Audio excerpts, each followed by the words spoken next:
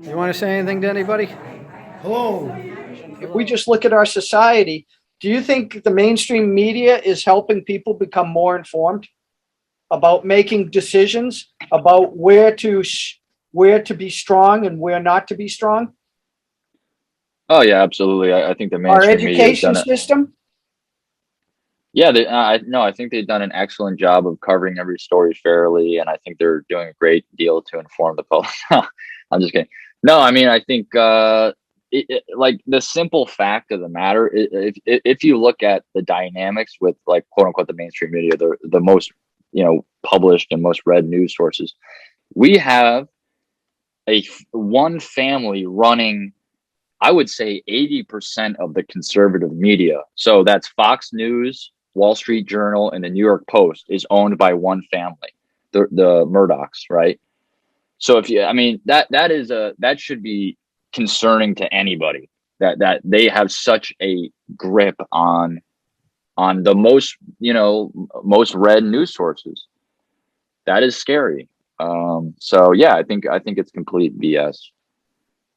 Fox News is a complete joke. CNN is as well. I don't think MSNBC is even relevant at this point. But um, and things like the New York Times are completely biased. Um, it's scary that people are putting their faith in these sources. Well, Um, I'm not sure we have reporters anymore, right? We don't right. have, we, do, I'm not even sure they can get the weather correct anymore. Mm. Yeah. I mean, I don't know. I mean, maybe at like the AP or something, there's some people that are doing good work. Maybe individuals within these larger organizations. Like I'm sure there's a journalist at the New York Times who's trying his best or her best to like give an honest account of what's going on. But there's so many forces within these organizations that affect how the news is published at the end of the day. And there's a lot of influence going on. Well, it comes down to trust as well. I think that's why third party sources and independent social media sources, whether it's on online, whether it's independent websites or sources on YouTube or Rumble or Twitter, people basically what they do now is they compile a list of various groups. I know what I do on my social media is I have like a smorgasbord of all different types, because if I start getting the same message said in different ways from all these different angles, left, right, medium, then something's up, right? Right. Something's up. You may not get the whole story. That's where you're going to have to be pretty good at shifting through the shit, as they say. Right. uh, Well, yeah, yeah. Well, I mean, I think a recent example of that was with the Afghanistan pullout. There was all this, oh my God, like, women are going to be destroyed over there, all the schools. And it was New York Times, Wall Street Journal, New York Post, all harping on the Biden administration for the whole Afghanistan situation. And obviously, I don't think it was executed very well because of the last minute kind of scramble to get everyone out. But it was interesting, like given my viewpoint of thinking. I just think like all these major news organizations are an arm of the government. That's kind of how I think of it now, is that they toe the official line. They're trying to influence people to try and get them to view these things a certain way. And the freak out that happened on all these major news organizations with the ending of the Afghanistan situation was just insane. It was like everybody was henny penny, and there was no voice to say like maybe this is like the right decision. Obviously, in the short term, it's kind of a mess. But I mean, the fact that we're ending a 20-year war that had no goal, that had no fucking like objective at all, like maybe that's a good thing. I don't know. It was just like an example of what we're talking about. well, the origin of yellow journalism. No, I don't. I know the term, Yep. Yep. That but basically I don't know the it goes back origin. to it goes back to yellow journalism was used to get us into fighting Spain in the War of 1898. And basically, it was a battle between Pulitzer and Hearst, I believe, were the two parties involved. And they're both, which is kind of a joke because, you know, the Pulitzer Award is awarded for journalism. Right. And he is the father of yellow journalism, which is basically lies and propaganda, right? So it's kind of like the Nobel Peace Prize. The guy, the Peace Prize, he was, I believe he made dynamite, right?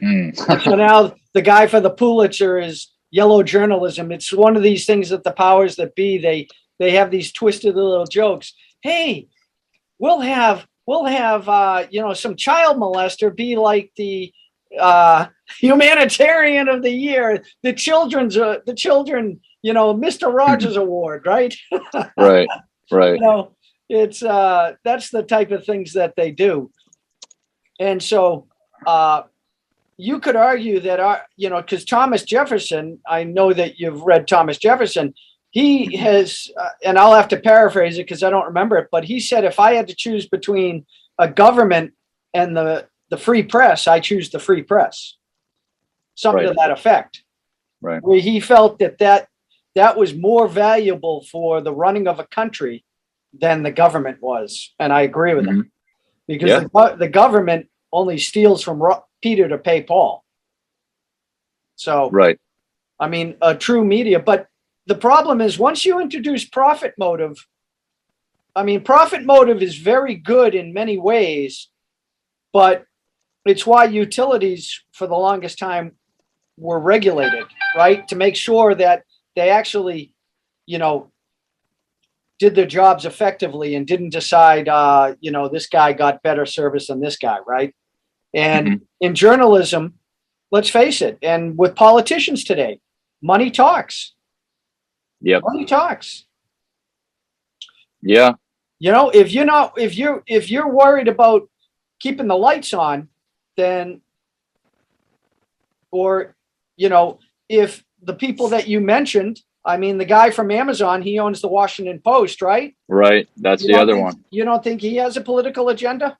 Well, that's what I've always said to people. I have no idea why anybody would pay for the Washington Post. That it's owned by Jeff Bezos. I mean, who would do that? It's at least with the Murdoch thing, it's kind of unknown. It's in the you know, you kind of have to know a little bit about it. But with the Washington Post, I'm confused on that one.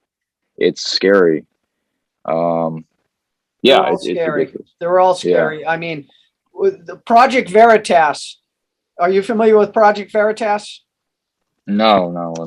You need to look him up. James O'Keefe. Okay. He's doing great work. He's the one who sends in these honeypots to meet. I've heard of this. Yeah, I've heard CNN, of this. And then they go out on these dates and they get them talking about how, we really lied about this. You know, they're stupid enough to actually tell somebody they don't know, you know, on film. Well, it's hidden camera, and so he's going around uncovering these lies, and it's almost like our country is so gullible today that they'll believe anything. Well, our government said this, so it must be true. Or the New York Times said this, so it must be true. Really? Right. Yeah, I mean, I don't know. I think you're not using your own brain to make these decisions. Right. Well, I eat the food pyramid, and the food pyramid creates stupidity, and the fluoride in the water. I mean, there you go. Does anybody even ask why are they putting fluoride in the water? Yeah, for your teeth. Really? Yeah. I don't know.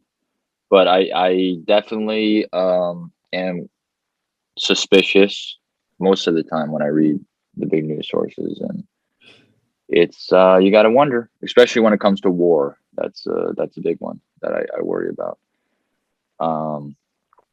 Yeah, because it's been proven in the past that they've done the government's bidding on that front. Live long and prosper.